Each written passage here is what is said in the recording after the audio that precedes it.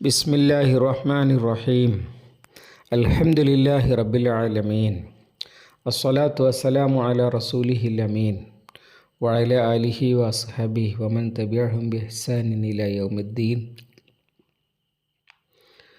ബഹുമാന്യരായ ഖുർആൻ പഠിതാക്കളായ സഹോദരി സഹോദരന്മാരെ, ഒരു ദിനം ഒരു ആയത്ത് എന്ന പേരിൽ 1183 എപ്പിസോഡുകൾ പിന്നിട്ട് കഴിഞ്ഞ നമ്മുടെ ഈ ഖുർആൻ പഠന പരിപാടി പരിശുദ്ധ ഖുർആനിലെ 15ാമത്തെ സൂറത്ത് ആയ സൂറത്തുൽ ഹിജ്റിലേക്ക് പ്രവേശിക്കുകയാണ്.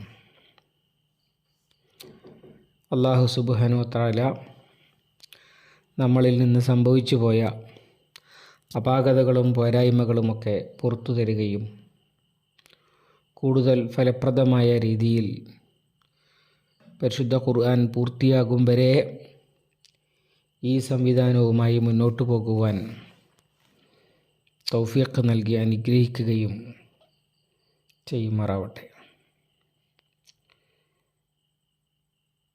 സൂറത്തുൽ ഹിജ്ർ നബി സല്ലല്ലാഹു അലൈഹി വസല്ലമയുടെ മക്ക ജീവിതകാലത്ത് ഇറങ്ങിയതാണ് എന്ന കാര്യത്തിൽ യാതൊരു അഭിപ്രായ വ്യത്യാസവുമില്ല.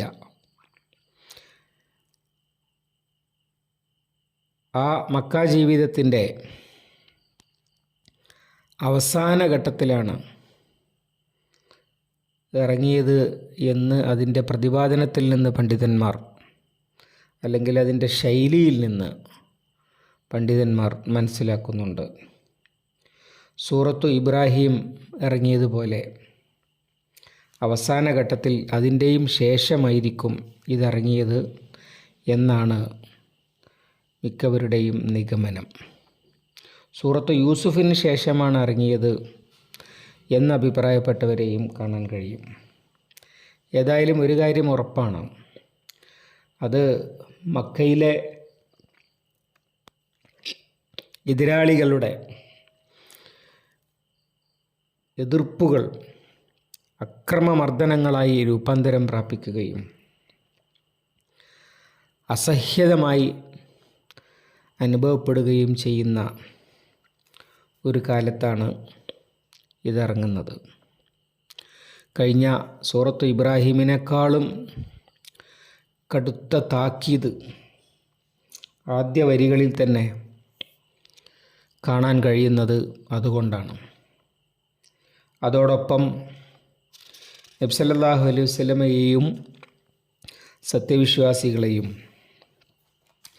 ആശ്വസിപ്പിക്കുന്നുണ്ട്. പരിശുദ്ധ ഖുർആനിൻ്റെ പ്രാധാന്യവും വ്യക്തതയും എടുത്തു പറയുകയും അതിനോട് പുറംതിരിഞ്ഞു നിൽക്കുന്ന സത്യനിഷേധികൾക്ക് അധികകാലം ഈ പോക്ക് പോകാൻ കഴിയില്ല എന്ന് താക്കീത് ചെയ്യുകയും ചെയ്യുന്നുണ്ട് ഈ സൂറത്തിൽ. അതുപോലെ എല്ലാ മക്കി സൂറകളിൽ എന്ന പോലെ പരിശുദ്ധ ഖുർആനിൻ്റെ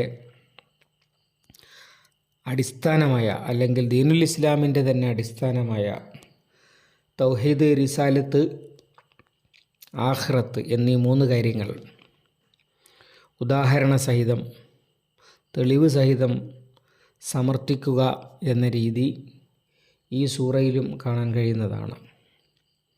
അതോടൊപ്പം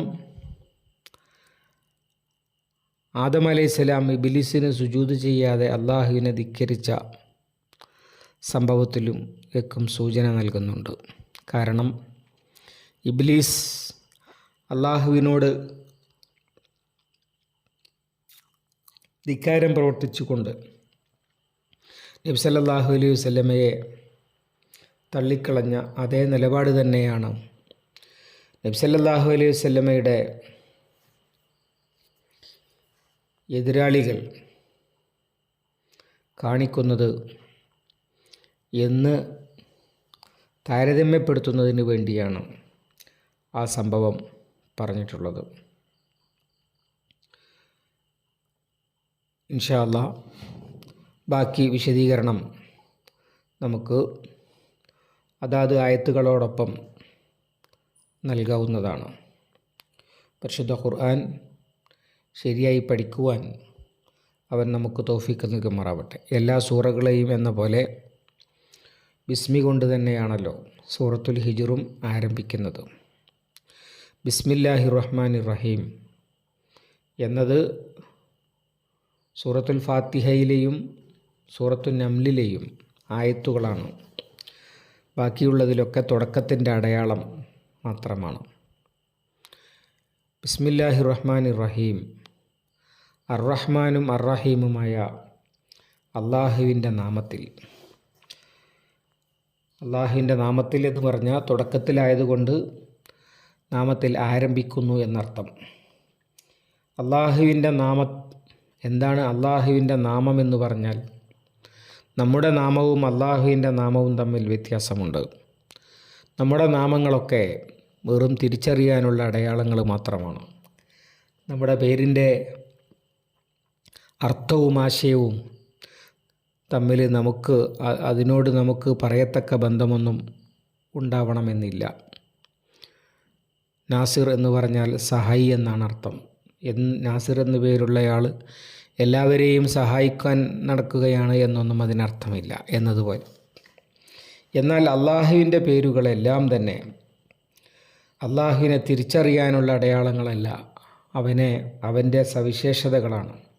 വേർതിരിച്ചറിയാൻ വേറെ അള്ളാഹു ഉണ്ടായതുകൊണ്ട് തിരിച്ചറിയാൻ ഒരു പേരിട്ടതല്ല, പകരം ഏകനായ അള്ളാഹുവിൻ്റെ വിവിധ വിശേഷണങ്ങളാണ് അള്ളാഹുവിൻ്റെ നാമങ്ങൾ എന്നറിയപ്പെടുന്നത്. അള്ളാഹു എന്ന വാക്കിനെക്കുറിച്ച് രണ്ട് വിശദീകരണങ്ങൾ കാണാൻ കഴിയും. പൗരാണികരായ ഖുർആൻ വ്യാഖ്യാതാക്കൾ അള്ളാഹുവിൻ്റെ ഇസ്മുൻ ജാമിദ് അഥവാ ഭാഷ മാറുമ്പോഴും മാറാത്ത, എല്ലാ ഭാഷയിലും ഒരുപോലെ പറയുന്ന പേരാണത് എന്നാണ് വിശദീകരിച്ചിട്ടുള്ളത്. അത് അവരുടെ അഭിപ്രായമാണ്. എന്നാൽ അൽ ഇലാഹ് എന്നത് ചേർത്തി വായിച്ചതാണ് അള്ളാഹു എന്ന് വിചാരിക്കുന്നവരുമുണ്ട്, പ്രത്യേകിച്ചും ആധുനികരിൽ. പ്രാമാണികർ അള്ളാഹുവിൻ്റെ ഭാഷ മാറുമ്പോഴും മാറാത്ത പേരാണ് എന്ന് പറഞ്ഞിട്ടുണ്ടെങ്കിലും അറബിയിലല്ലാത്ത വേറെ ഏതെങ്കിലും ഒരു ഭാഷയിൽ ദൈവത്തെ കുറിക്കുവാൻ വേണ്ടി അള്ളാഹു എന്ന ഒരു വാക്ക് ഉപയോഗിച്ചത് കാണാൻ കഴിയില്ല. എന്നാൽ അറബികളായ മുസ്ലിങ്ങളും ജൂതന്മാരും ക്രിസ്ത്യാനികളും മജൂസികളും മുശ്രിക്കുകളും എല്ലാവരും ദൈവത്തെ കുറിക്കുവാൻ അള്ളാഹു എന്ന വാക്ക് ധാരാളം ഉപയോഗിച്ചിട്ടുണ്ട്. ആധുനിക കാലത്ത് ലഭ്യമായ ബൈബിളിൻ്റെ പഴയ നിയമത്തിൻ്റെയും പുതിയ നിയമത്തിൻ്റെയും അറബി പതിപ്പുകളിൽ അള്ളാഹു എന്ന് പ്രയോഗിക്കുന്നത് കാണാം. അതുപോലെ അറബ് ചർച്ചുകളിലൊക്കെയുള്ള പ്രസംഗങ്ങളിൽ ആ വാക്ക് ഉപയോഗിക്കുന്നത് യൂട്യൂബിലൊക്കെ ലഭ്യമാണ്, ഫേസ്ബുക്കിലും. അതുപോലെ നബി സല്ലല്ലാഹു അലൈഹി വസല്ലമ ജനിക്കുന്നതിൻ്റെ മുമ്പ് മരണപ്പെട്ടു പോയ പിതാവിൻ്റെ പേര് അബ്ദുല്ല എന്നാണ്. മുശ്രിക്കായ അബ്ദുൽ മുത്തലിബ്, വിഗ്രഹാരാധകനായ അബ്ദുൽ മുത്തലിബ് വിളിച്ച പേരാണ് അബ്ദുല്ല എന്നത്. അങ്ങനെ എല്ലാവരിലും ആ വാക്ക് കാണാൻ കഴിയും. അറബിക്ക് പുറത്ത് അല്ലെങ്കിൽ അറബി ഭാഷയുടെ പുറത്ത് ആ വാക്ക് കാണാൻ കഴിയില്ല. അതുകൊണ്ട് തന്നെ ഇസ്മുൻ ജാമിദ് ഭാഷ മാറുമ്പോൾ മാറാത്ത പേരാണ് എന്ന നിഗമനത്തിന് ബലക്കുറവുണ്ട്, തെളിവില്ല അതിന്. പക്ഷേ ചരിത്ര ഗവേഷണങ്ങളൊക്കെ പുരോഗമിക്കുന്നതിൻ്റെ മുമ്പ് പറഞ്ഞ പൗരാണികരുടെ വർത്തമാനങ്ങളിലാണ് അത് കാണാൻ കഴിയുക. എന്നാൽ അൽ ഇലാഹ് ഇംഗ്ലീഷിൽ ദി ഗോഡ് എന്ന് പറയുന്നത് പോലെ അറബിയിലുള്ളതാണ് എന്ന വിശദീകരണവുമുണ്ട്. കൂടുതൽ യുക്തമായി തോന്നുന്നത് അതാണ്. അല്ലാഹു അഅലം. അർ-റഹ്മാൻ അർ-റഹീം. അർ-റഹ്മാൻ എന്നാൽ പരമകാരുണ്യവാൻ എന്നാണ് സാധാരണ പരിഭാഷപ്പെടുത്താറുള്ളത്. റഹ്മത്ത് എന്ന് പറഞ്ഞാൽ റഹ്മത്ത് ഗർഭപാത്രത്തിലുണ്ടായ കുഞ്ഞിനോട് ഉമ്മയ്ക്ക് തോന്നുന്നത്. റാഹിം എന്ന് പറഞ്ഞാൽ അങ്ങനെ കാണിക്കുന്നവൻ അഥവാ കാരുണ്യം കാണിക്കുന്നവൻ. റഹ്മാൻ എന്ന് പറഞ്ഞാൽ ഭാഷ അനുസരിച്ച് തന്നെ ഫഅലാൻ വസനിൽ വരുന്ന വാക്കുകൾക്കൊക്കെ ആധിക്യത്തെ സൂചിപ്പിക്കുന്ന ഒരർത്ഥമുണ്ടാകും. അത്ഷാൻ, ആതിഷ് ദാഹിക്കുന്നവൻ, അത്ഷാൻ ദാഹിച്ച് വലഞ്ഞവൻ എന്നതുപോലെ റാഹിം കാരുണ്യം കാണിക്കുന്നവൻ, റഹ്മാൻ അതിരും വരമ്പുമില്ലാതെ കാരുണ്യം കാണിക്കുന്നവൻ.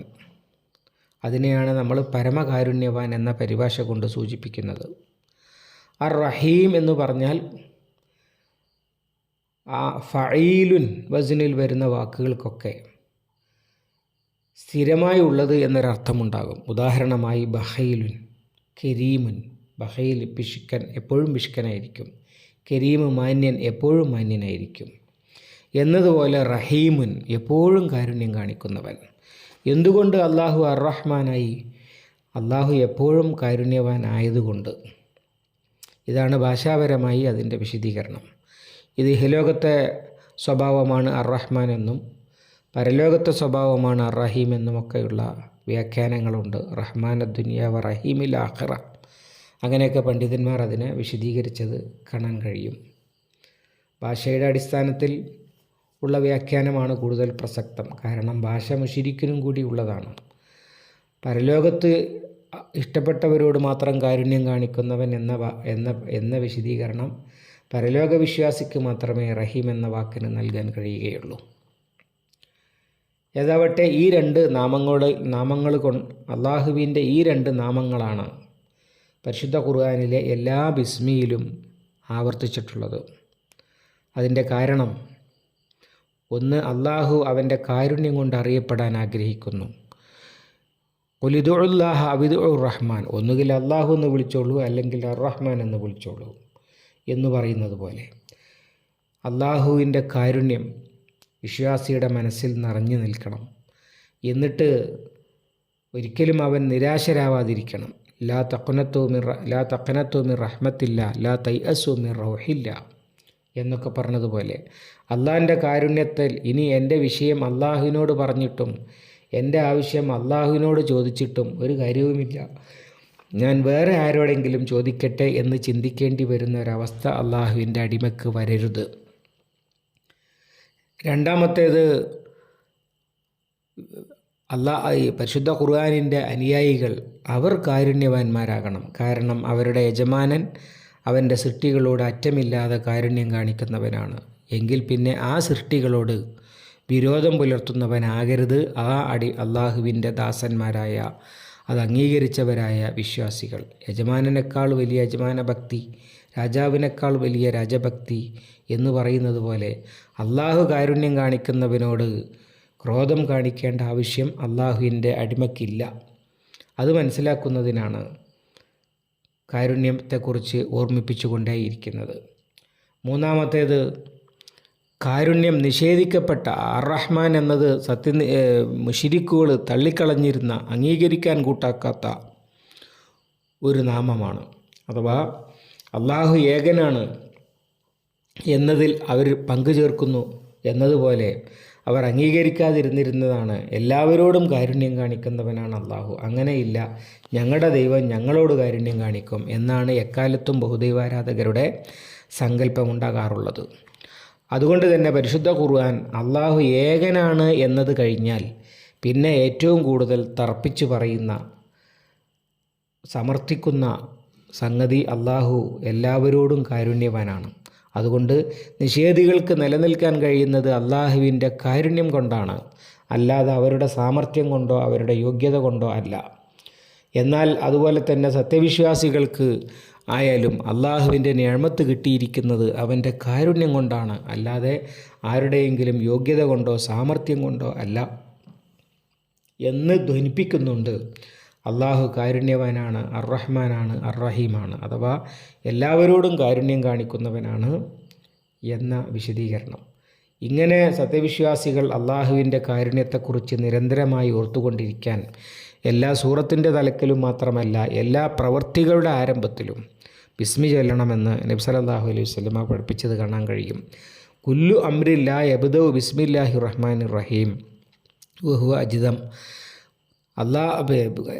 ബിസ്മി കൊണ്ട് ആരംഭിക്കാത്ത എല്ലാ കാര്യങ്ങളും ന്യൂനതയുള്ളതാണ് എന്ന് പറഞ്ഞു.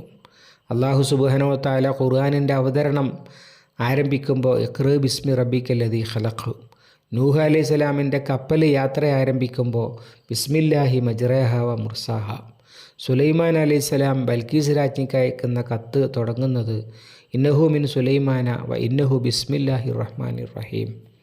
ഭക്ഷണത്തിന് വേണ്ടി അറുക്കുമ്പോൾ ബിസ്മില്ലാഹിർ റഹ്മാനിർ റഹീം, കാരുണ്യവാനായ അള്ളാഹുവിൻ്റെ അനുവാദത്തോടു കൂടിയാണ് ഞാനിതിനെ കൊല്ലുന്നത് എന്ന ഒരു ബോധം നിലനിർത്തിക്കൊണ്ട് വേണം. അങ്ങനെയല്ലാത്തത് നിങ്ങൾ തിന്നരുത്, വൈനഹൂല ഫിസ്കുൻ, അത് അതിക്രമമാണ് എന്നൊക്കെ സൂറത്തുൽ മാഇദയിൽ നമ്മൾ പഠിച്ചു കഴിഞ്ഞ സംഗതിയാണ്.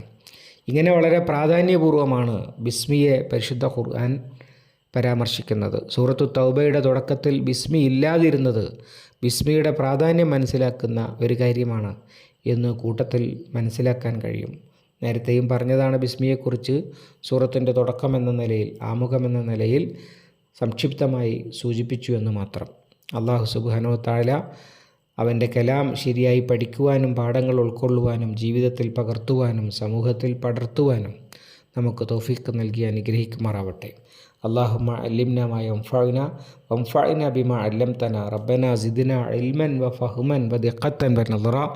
അല്ലാഹുമ്മ ഇജ്അലിൽ ഖുർആന റബീഅ ഖുലൂബിനാ വനൂറ സുദൂരിനാ വജലാഅ ഹുസ്നിനാ വദഹാബ ഹമ്മിനാ വഗമ്മിനാ റബ്ബനാ തഖബ്ബൽ മിന്നാ ഇന്നക അൻതസ് സമീഉൽ അലീം വതുബ് അലൈനാ ഇന്നക അൻതത് തവ്വാബുർ റഹീം വഗ്ഫിർ ലനാ യാ ഗാഫിറൽ മുദ്നിബീൻ വസല്ലല്ലാഹു അലാ മുഹമ്മദിൻ വഅലാ ആലിഹി വഅസ്ഹാബിഹി വമൻ തബിഅഹും ബിഇഹ്സാനിൻ ഇലാ യൗമിദ്ദീൻ വൽഹംദുലില്ലാഹി റബ്ബിൽ ആലമീൻ.